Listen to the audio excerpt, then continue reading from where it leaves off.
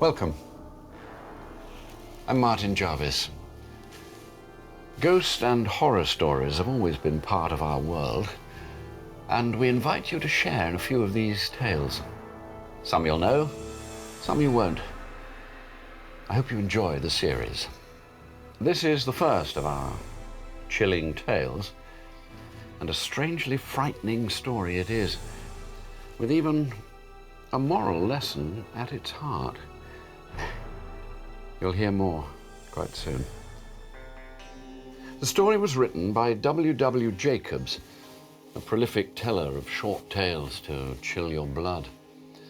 The time is about 1890, the location the industrial north of England.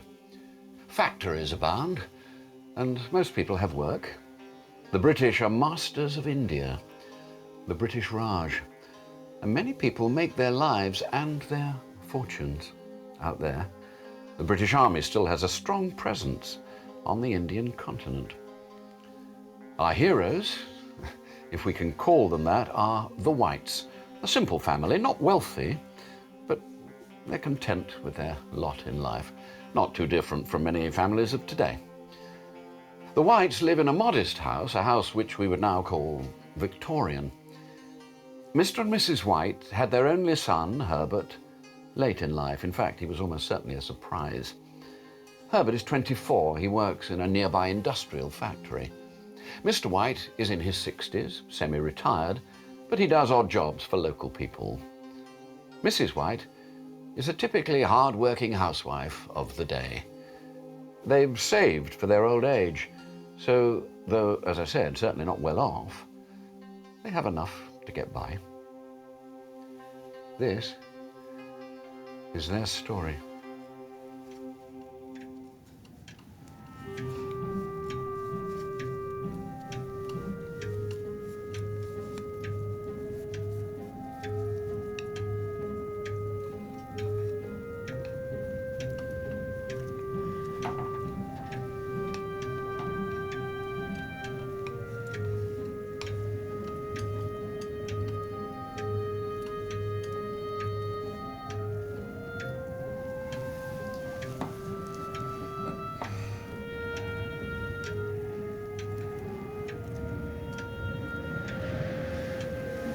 Hark at that wind. I'm listening.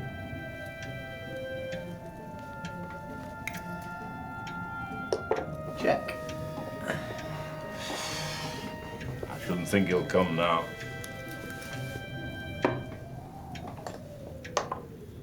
Mate.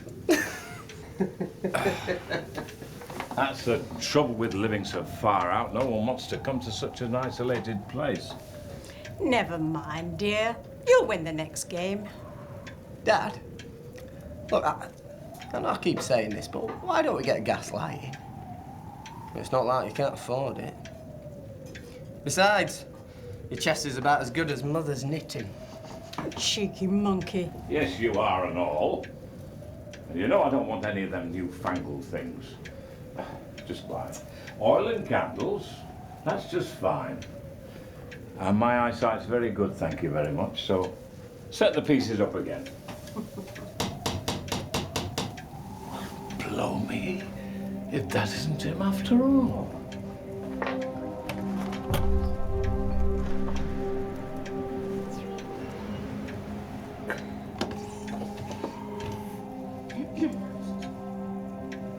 Hey, Mother!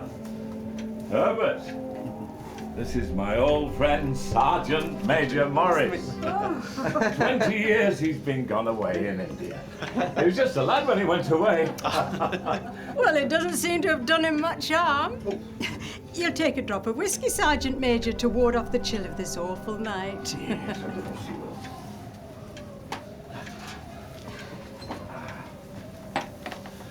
Tell us about this great country of India. Thank you, ma'am. This is very welcome. Yes, it's an amazing place, India, full of strange sights, fakirs, elephants, largest animals you've ever seen, and magic. Oh yes, and the magic.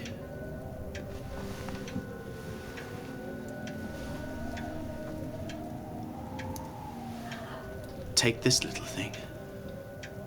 A sort of talisman. A monkey's paw. A monkey's paw with a spell upon it. How do you mean? This little monkey's paw, well, it's had a spell put on it. It's had a spell put on it by an old fakir who wanted to show that fate ruled people's lives, and those who interfered with it had nothing but misery. He put a spell on it so that 3 different people could have 3 wishes from it. Oh, what do you mean? Have you had 3 wishes? I have had. What were they? I think I'd rather not say. But I kept them simple. The first man who had it, well, for his 3rd wish, he wished for death. And that's how I came about it.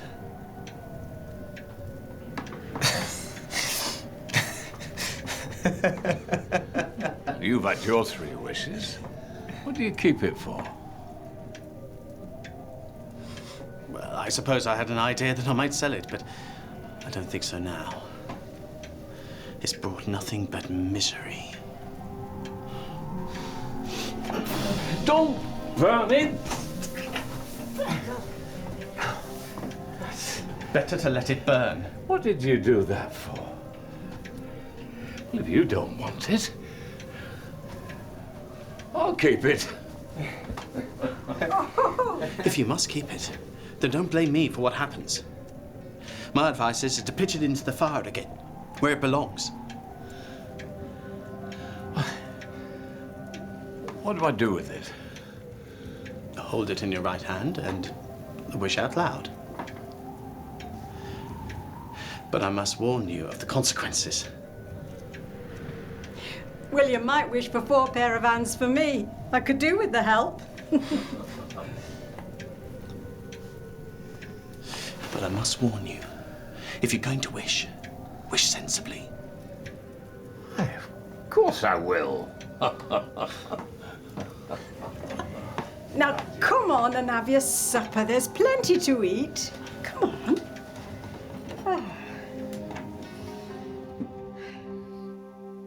And they settle back to enjoy a friendly supper and to listen to more fantastic tales of India, until eventually it's time for Sergeant Major Morris to leave.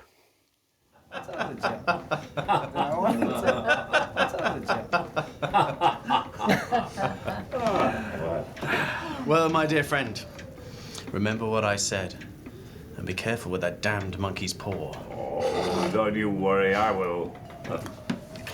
Well, thank you, Mrs. White, for a marvellous spread. And you, young Herbert, take good care of yourself. Thank you. Good night, Good night. Sergeant Major. Lovely to see you. Good night, Sergeant Morris. Good night. He's an interesting man. Now, let's take this lot off on the side. It's all right, Mother. I'll do it in the morning. Oh, thank you, love. I'm fair wore out. Yes. I offered him something for it, but he wouldn't take it. Pressed me to throw it away again. As if you'd do that. Well, we're going to be rich. And then Mother won't nag you anymore, Dad.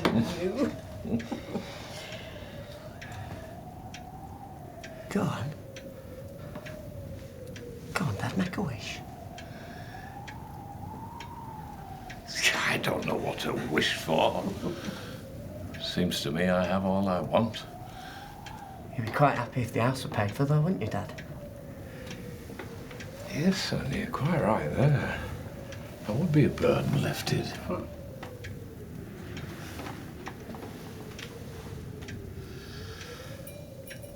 I wish for £200.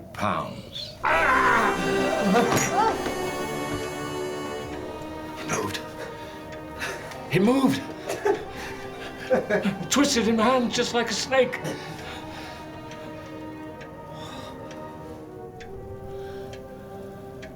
Well, I don't see any money. I doubt I ever shall. It must have been your imagination that it twisted, my dear. It must have been your fancy. Gave me quite a fright, I can tell you. Oh, all in one piece, no harm done.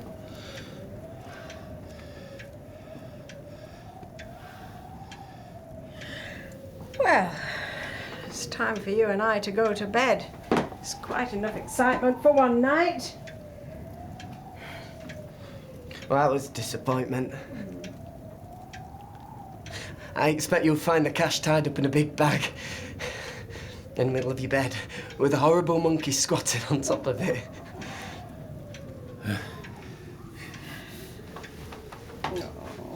No, Mum. No, love. Not, Dad. Are you coming, dear? Yes. Yes. Truly amazing, that was. Amazing.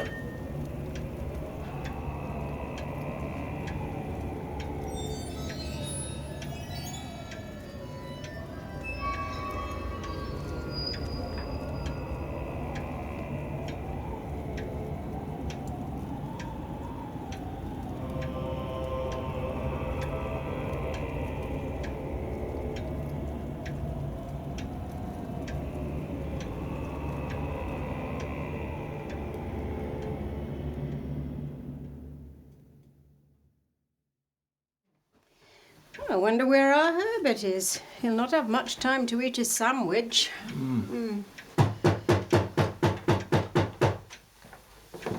was that?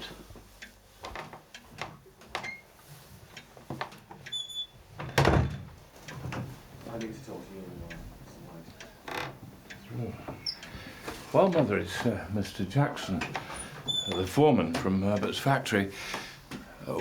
Please take a seat, Mr. Jackson. I prefer to stand, Mr. White, if you don't mind.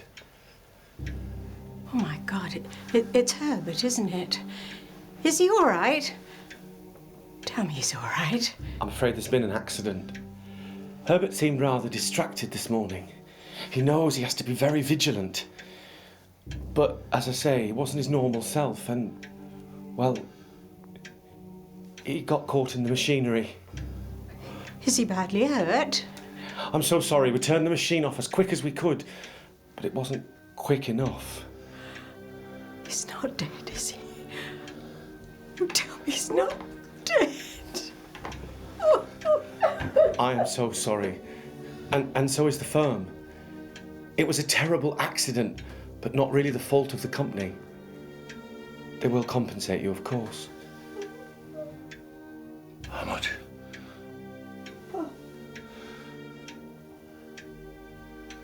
Well, they thought £200 would be more than generous in the circumstances.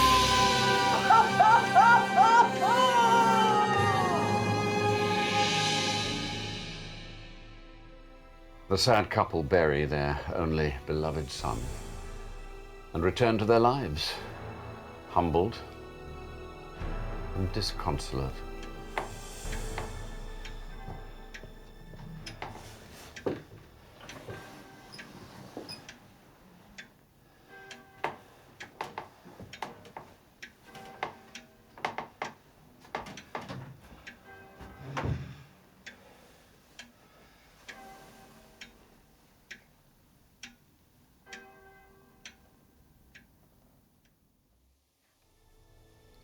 About a week passes, and the lives of our heroes, I really shouldn't call them that, are paralyzed with grief.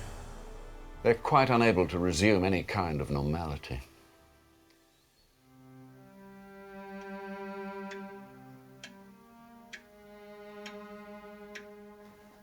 The monkey's paw. The monkey's paw, where is it? The monkey's paw, where is it? What is it, Lord? What's the matter? The monkey's paw.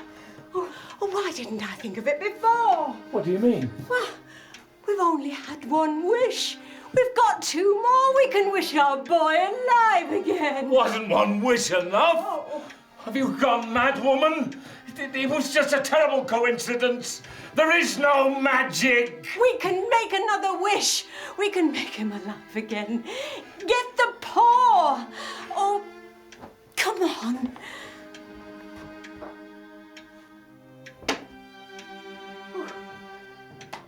Wish. Wish. Wish. Wish. Go on. Wish. I wish for our son to be alive again.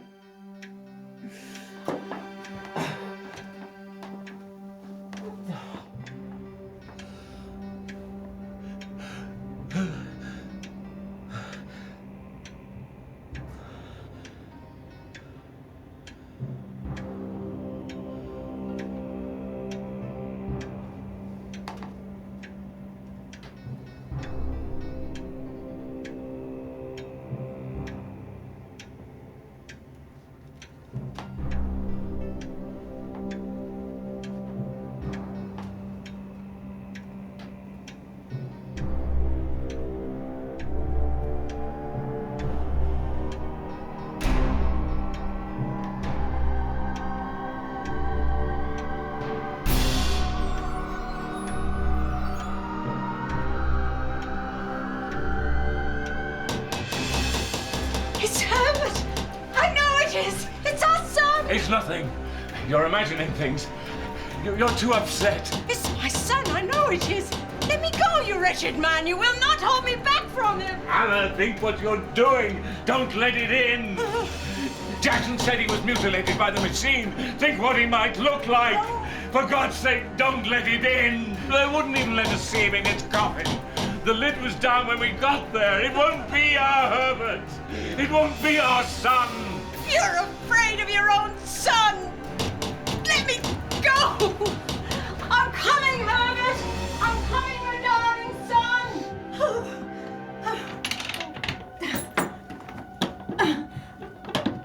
for God's sake, help me! He's his son!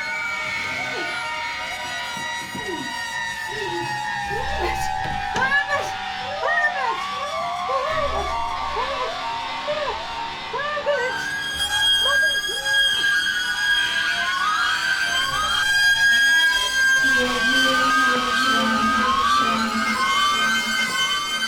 Oh, yeah, Mother's here, love. Herbert. Herbert.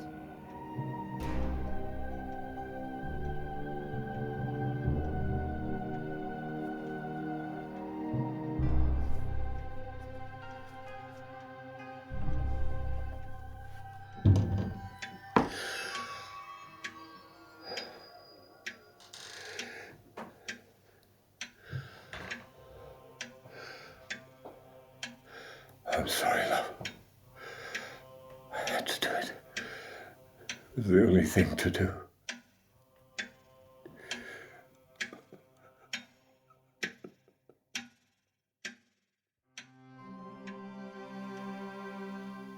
So, as you can imagine, the Whites never recover from the tragedy of losing their only son in such evil circumstances, all victims of their own wishes. We often wish for what we do not have, for some magic, perhaps, to improve our lot in life. But here, sadly, the old adage, beware of what you wish for, proved horribly true for this little family. However, my friends, I look forward to seeing you again for our next chilling tale. Bye for now.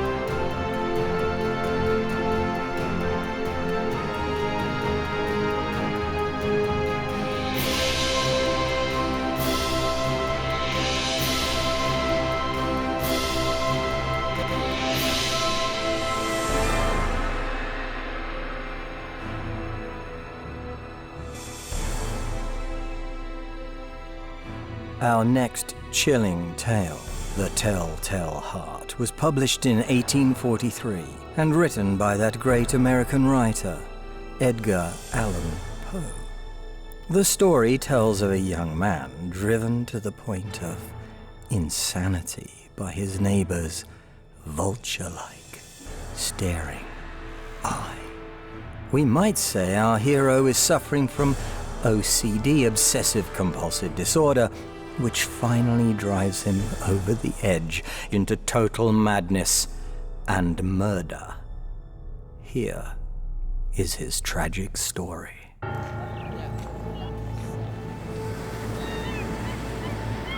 True, nervous, very dreadfully nervous I have been in heaven. Why will you say that I am mad? Mad men know nothing. However, my senses were sharpened. Above all, the sense of hearing acute. Oh, you should have seen me. I did nothing to make you think me mad.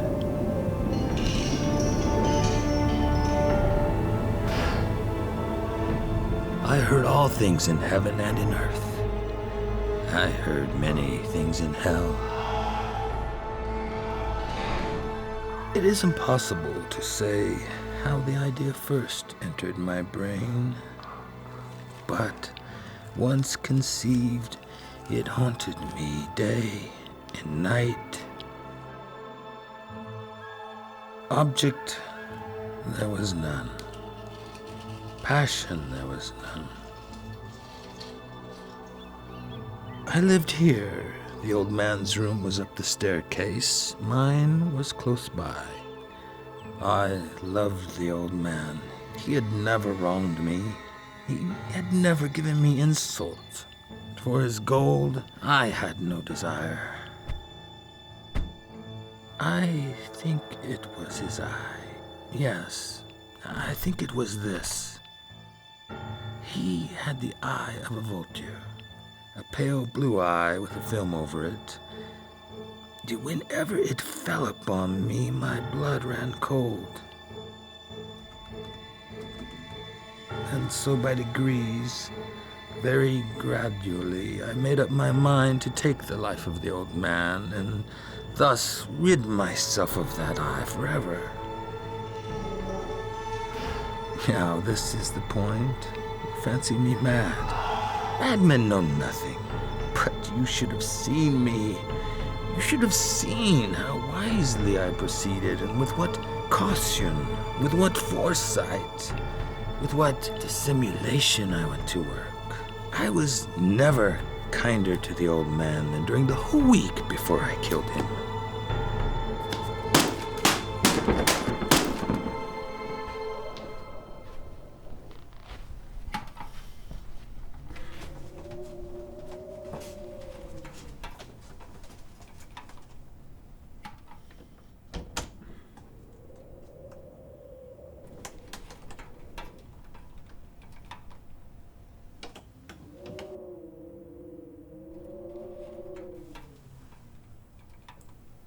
Closed. always closed.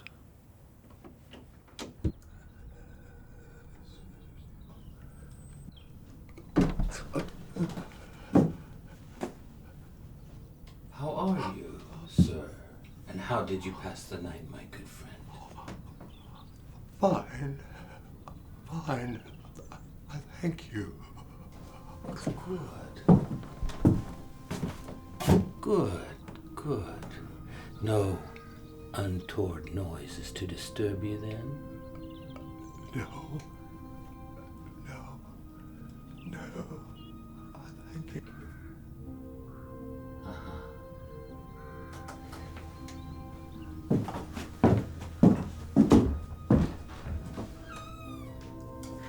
Night 8.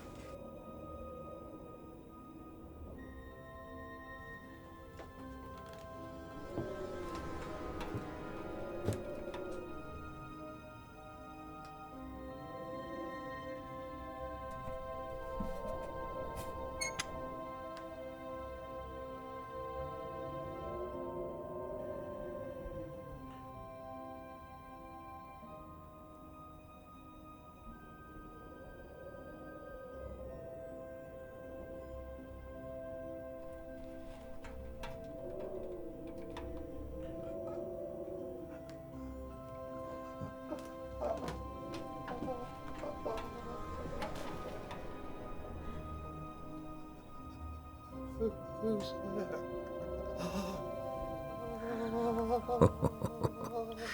Oh, I know that groan. It is one of mortal terror. It arises from the bottom of the soul.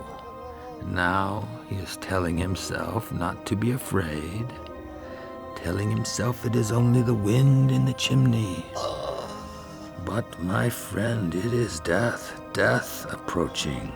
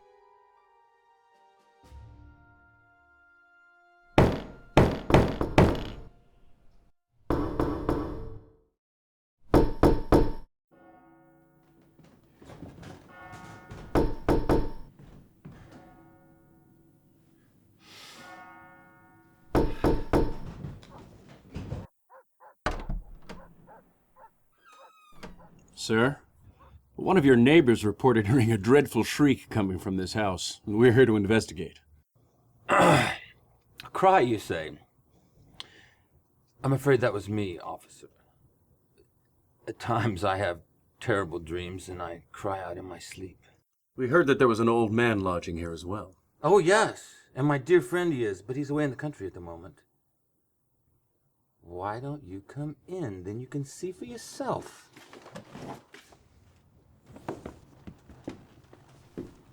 Come, come.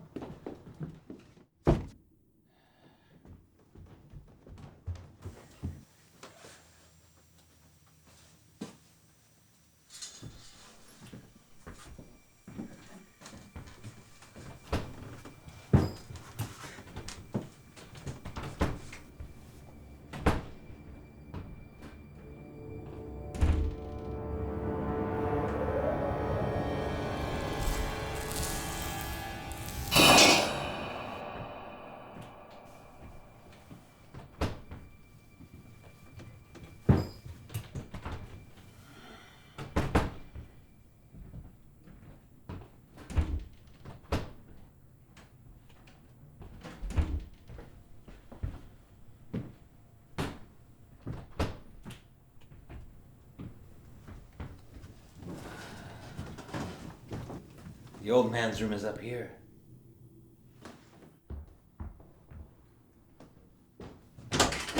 Come in, come in. I want to show you my friend's room. Have a seat. Sit for a spell before you leave. My friend keeps some gold under the bed.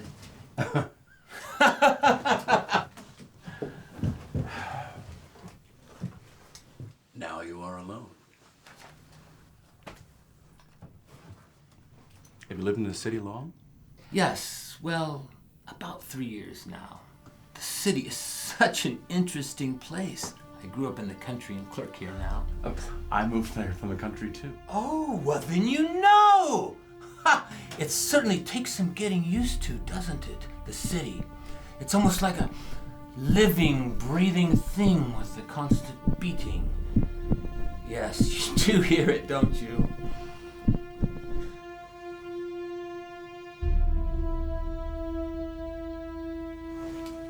Well, I don't envy you your jobs. Constantly investigating. That neighbor, he's always hearing things too.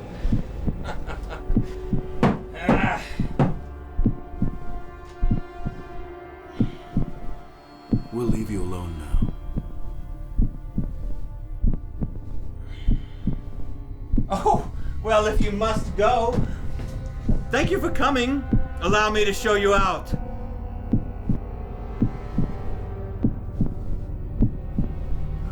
Oh, you do hear it, don't you? You must. Liars, villains, will dissemble no more. I admit the deed. I admit it. It is here under the planks. Here is the beating of his hideous heart.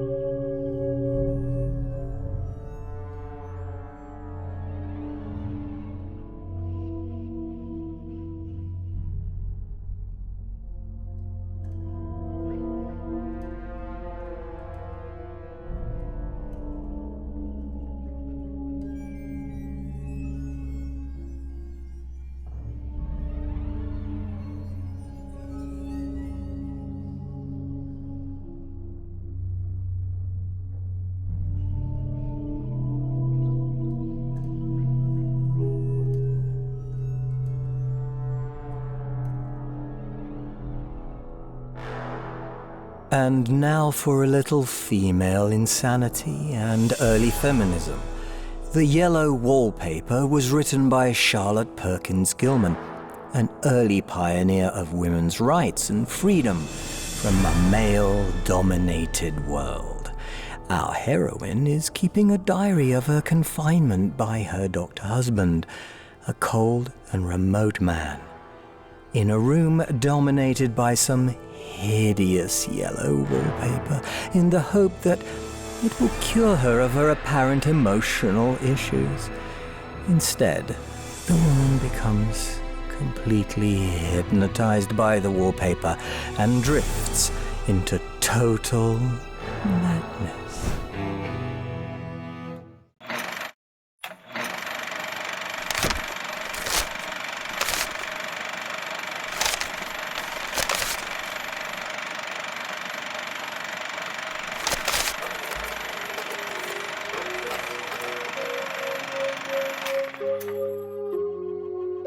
colonial mansion. A haunted house. Else why would it be let so cheaply? John laughs at me, of course, but one expects that in a marriage. John is a physician, and perhaps that is why I do not get well faster. If I had less opposition and more society and stimulus. This house has been empty for years. There's something strange about the house. I can feel it. I don't like our room one bit. I wanted one downstairs that opened onto the piazza, but John would not hear of it. He's very careful and loving and hardly lets me stir without special direction. I was to have perfect rest and all the air I could get. So we took the nursery at the top of the house. But I never saw a worse paper in my life.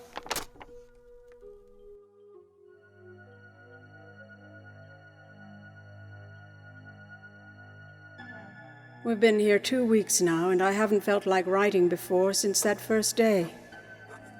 John is away all day and even some nights when his cases are serious. I'm glad that my case is not serious. But these nervous troubles are dreadfully depressing. John does not know how I really suffer. Of course, it's only nervousness. I suppose John never was nervous in his life. He laughs at me so about this wallpaper.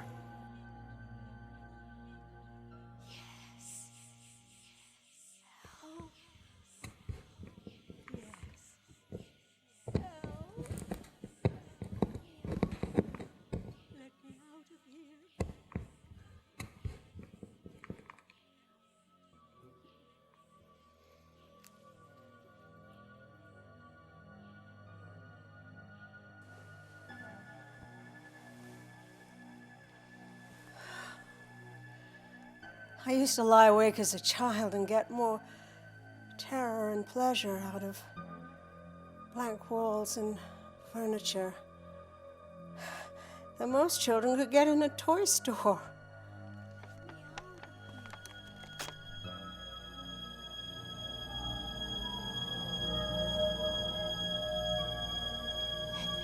I can see a provoking, formless sort of figure that seems to skulk about behind that silly and provoking front design.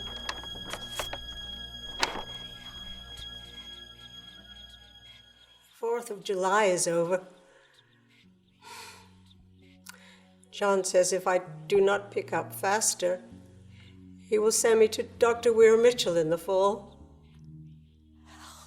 I do not want to go there. I'm really getting quite fond of this room. In spite of the wallpaper. Maybe because of the wallpaper. It dwells on my mind so. I lie here on this immovable bed and follow that pattern about by the hour.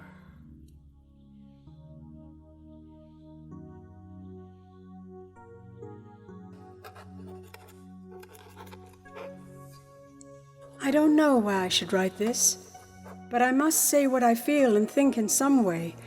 It's such a great relief. It's getting to be a great effort for me to think straight. And dear John gathered me up in his arms and laid me on the bed. He said I was his darling, all he had, and that I must take care of myself for his sake and keep well. He says no one but myself can help me out of it, that I must use my will and self-control and not let silly fancies run away with me. Of course, I don't tell him about the wallpaper anymore. Oh no, I am too wise. But I keep watch of it all the same. And behind those front bars, that same shape gets clearer every day. And it's always the same shape. Help me out of here. wish John would take me away from here. There is one marked peculiarity about this paper. It changes so quickly that I never can quite believe it. Worst of all, by moonlight, there are bars. Let me out.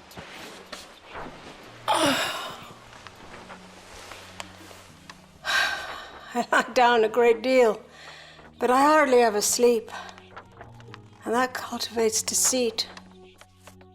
You see, I do not tell John. The fact is, I'm getting a little afraid of John. He seems so queer sometimes. I've watched John, and several times I've caught him looking at the paper. Oh, I'm feeling so much better now. I do eat better, and I am much more quiet now. John is so pleased to see me improve. In fact, he laughed a little the other day and said I seemed to be flourishing in spite of the wallpaper.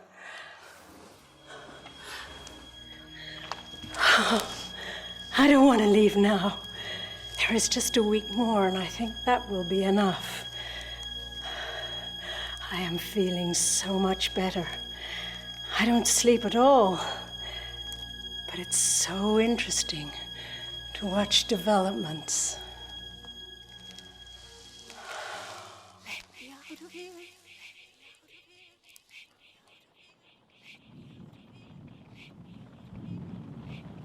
There is something else about this paper. The smell. It creeps all over the house. In this damp weather, it is awful. I wake up in the night and find it hanging over me.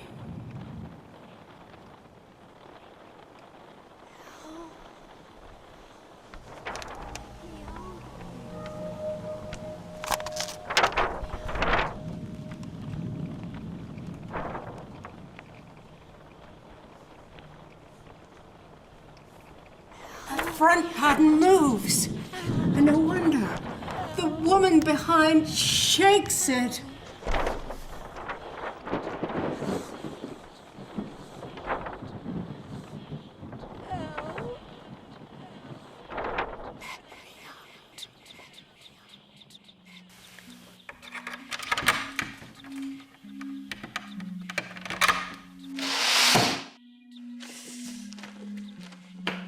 John is so queer now, and I don't want to irritate him.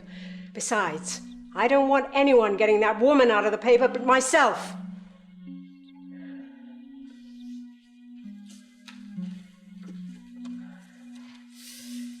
If only the top pattern could be gotten off from the under one. Yes. Oh.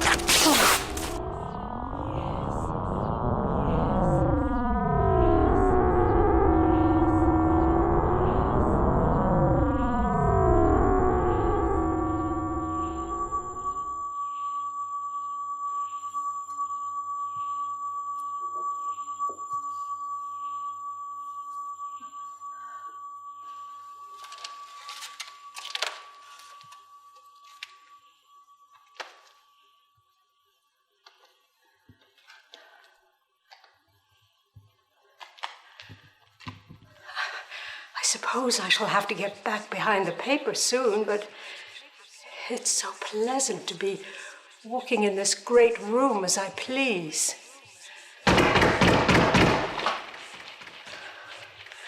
Why, there's John at the door. How he does call and pound so. I say in my gentlest voice, the key's by the front steps. I threw it out the window. That silences him for a few moments. And then he says in his gentlest voice, "Let me in, my darling." And then he gets the key. And of course, he comes in.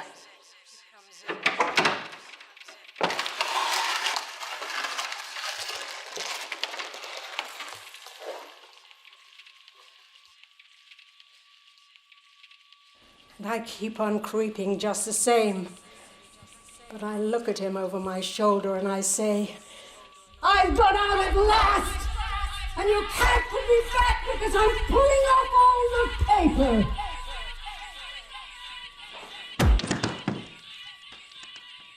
Oh, why should that man have fainted? Right in my path. Now I shall have to walk over him every time.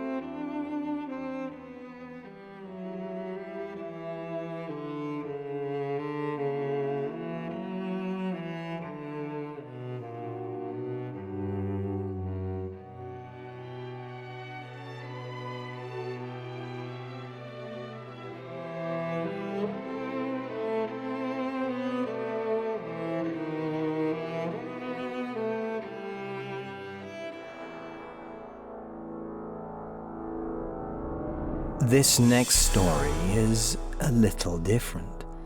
Was the man mad or just way ahead of his time? The Damned Thing was written by the extraordinary Ambrose Bierce, veteran of the American Civil War, journalist, visionary, who disappeared while researching the Revolutionary War in Mexico in 1913. This is a story of an inquest into the mysterious death of a man living a solitary life in the early American West. As the jurors gather round the savaged body, the question is, who or what killed this man?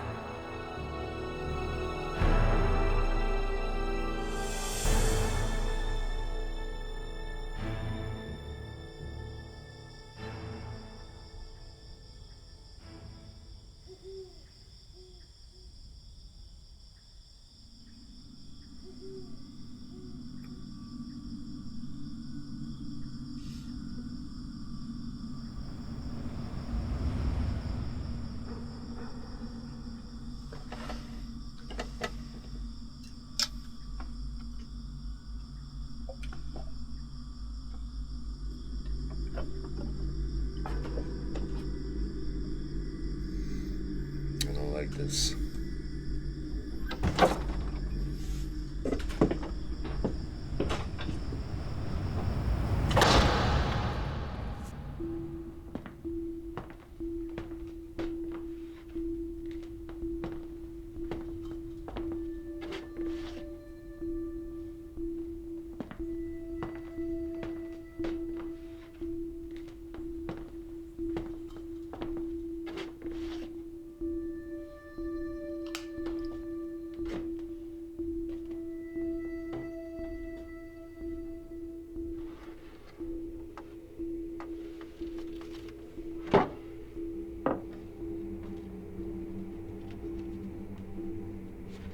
It's happening again.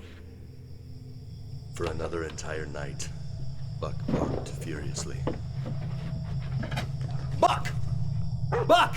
Once again, I could find nothing. Has he gone mad? You smell something, boy?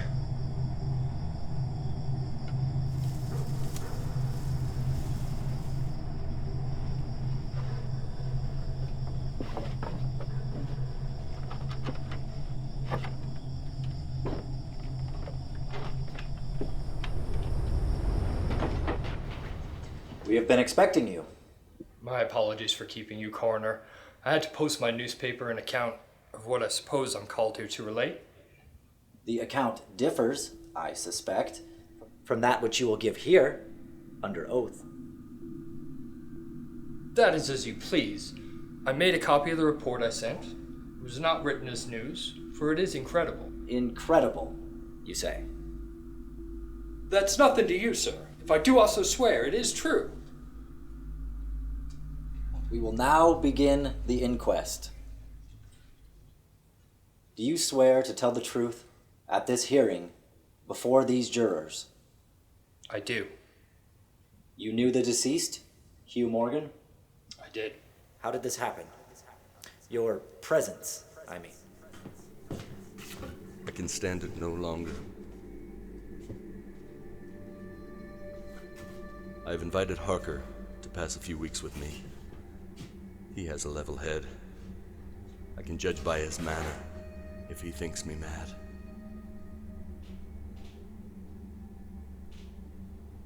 I was visiting this place to hunt and fish. Part of my purpose was also to study Morgan and his odd, solitary way of life. I thought he might make a good model for a character in fiction. I sometimes write stories. I sometimes read them. Thank you. Stories in general, not yours.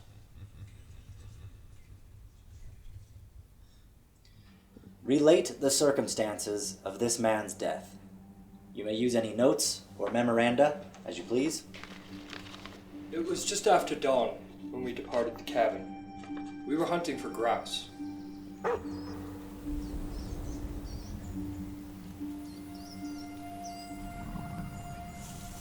We startled a deer.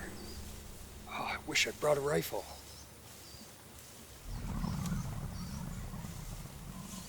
Oh, come now, you're not gonna fill up a deer with birdshot, are you? What is it then? Bear? What the devil is it? That damn thing.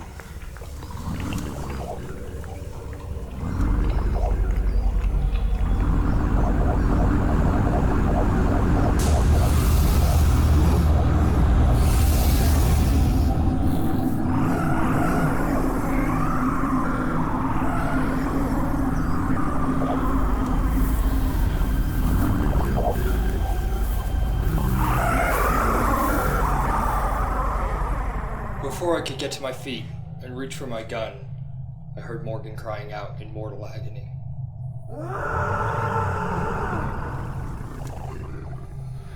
I had a vague belief that he was suffering from a fit, some kind of convulsion.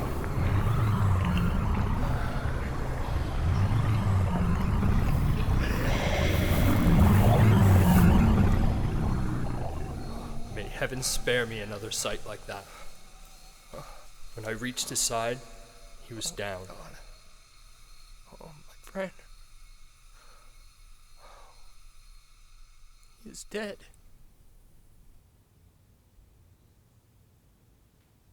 A fantastic story indeed. Are we to believe the morning air caused this? An animal of some kind.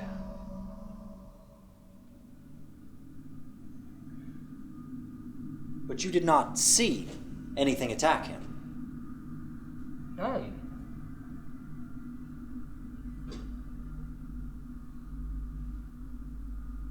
These were found on the deceased. Morgan did love his spirits. Gentlemen, we have no more evidence. Your duty has been explained to you. If you have nothing to ask, you may go outside and consider your verdict.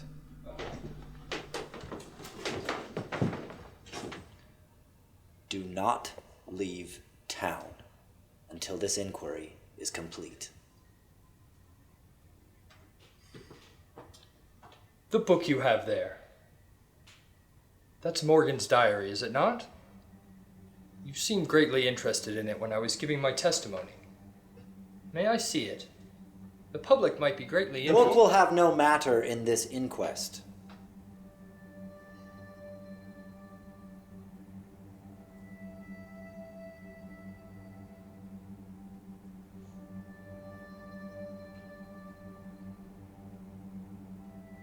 For another entire night, Buck barked furiously.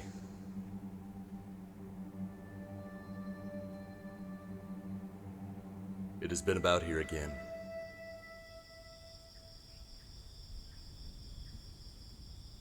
I find evidence of its presence every day. I watched again all night last night in the same cover. It is terrible. It's unsupportable. If these amazing experiences are real, I shall go mad. If they are fanciful, I am mad already.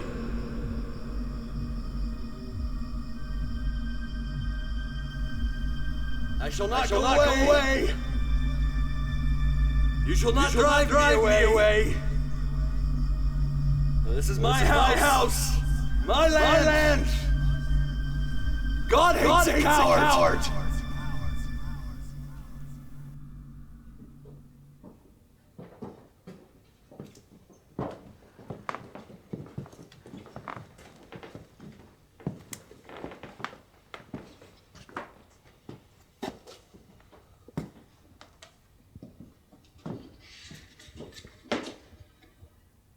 We, the jury, do find the remains come to their end at the hands of a mountain lion. Yet some of us think, all the same, he had fits.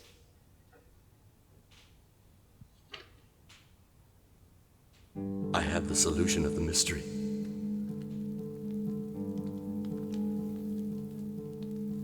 It came to me tonight. Suddenly, by revelation.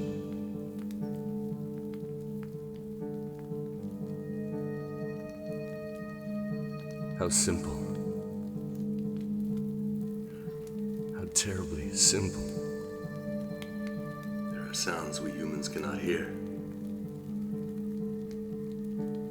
A flock of birds in full song in several different trees will suddenly at the same instant fly up into the air and away. Together. There must have been some sound, a warning that they could hear, but unheard by me or any other human being. And whales? It is well known to seamen that whales can be basking, playing, and then suddenly at the same instant dive, all out of sight in a moment, alerted by a sound too great for the ear of a seaman.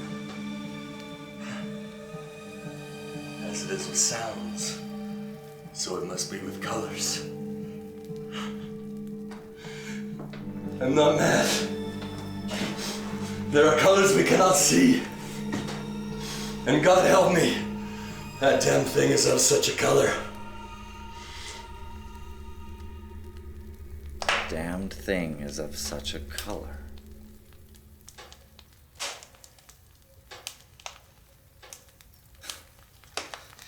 Simply the madness of solitude. That madness dies with Morgan.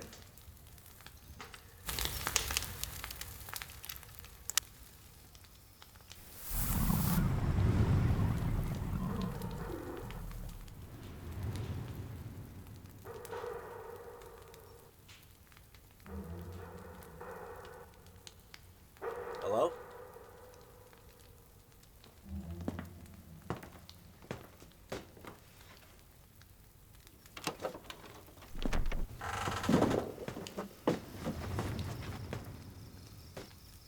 Anybody there?